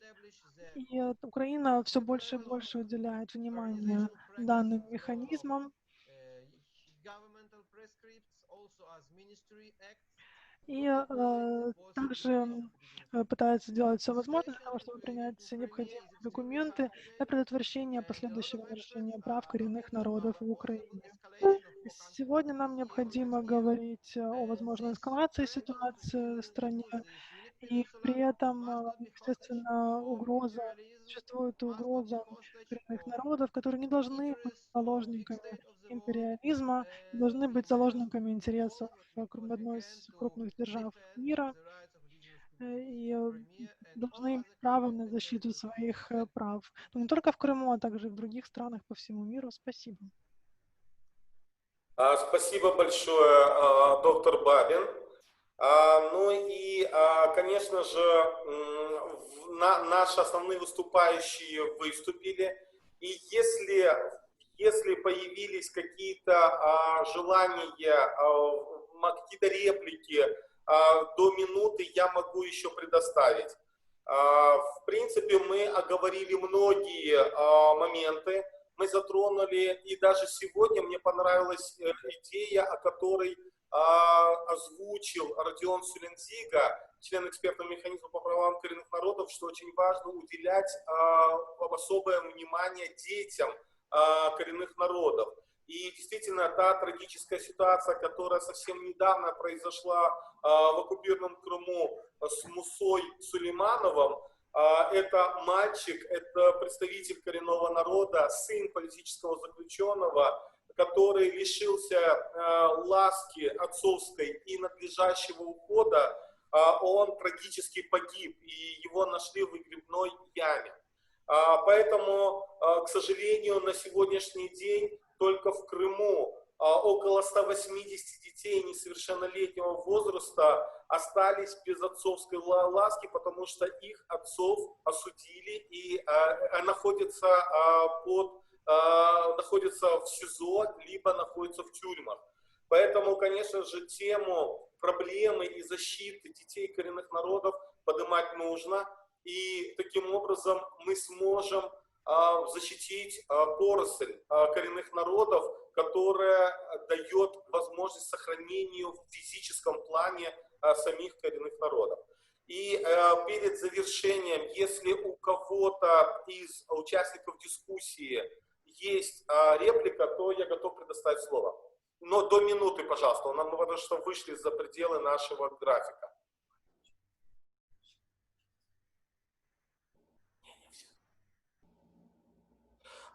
Поскольку я пока не вижу предложений выступить с репликой, то на этом я буду завершать нашу экспертную дискуссию. Мы действительно сегодня охватили ряд тем. Я еще раз напомню, что приветствие Алексея Цикарева вы сможете посмотреть на ресурсах Крымско-Татарского ресурсного центра, а также приветствие представителя крымчакского народа Ламбразо. Поэтому, я думаю, все, кто смотрит сегодня нас и в будущем записи, смогут познакомиться.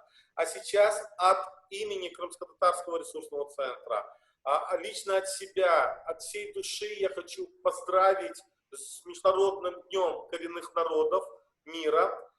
Еще раз напомнить о том, что важно было бы, чтобы в Украине в кратчайшее время приняли закон о коренных народах Украины с учетом стандартов Декларации ООН о правах коренных народов. Важно, чтобы был принят национальный план действий по защите прав коренных народов Украины в рамках адаптации общесистемного плана действий ООН в отношении коренных народов. Ну и, конечно же, очень важно, чтобы в заявлениях и президента Украины все-таки больше звучала направленность по защите государством прав коренных народов Украины, о необходимости соблюдения государством-агрессором соответствующих стандартов ООН в Крыму, а также чтобы во всех проводились просветительские мероприятия на государственном уровне, посвященные истории, культуре коренных народов Украины, в том числе и выпуск почтовых марок, монет и так далее. Ну и на этом я хочу закрыть нашу экспертную дискуссию. Я надеюсь, что в частном порядке мы будем продолжать взаимоотношения, продолжать коммуникации, реагировать остро и своевременно в отношении нарушений прав какого бы ни было бы то коренного народа, и таким образом защищать каждую жизнь, защищать культуру, защищать землю, защищать традиции наших коренных народов. Ибо не случайно в целях устойчивого развития до 2030 года, принятой Генеральной Ассамблеей ООН, во многих целях обозначена роль коренных народов. И роль и миссия коренных народов в мире – это все-таки в первую очередь мир, сохранение природы, сохранение матери Земли и, соответственно, то, что приносит пользу всему человечеству. И на этом я хочу со всеми попрощаться, всех поблагодарить за то, что вы нашли время. И совместными усилиями мы защитим коренные народы и спасем мир. Спасибо за внимание.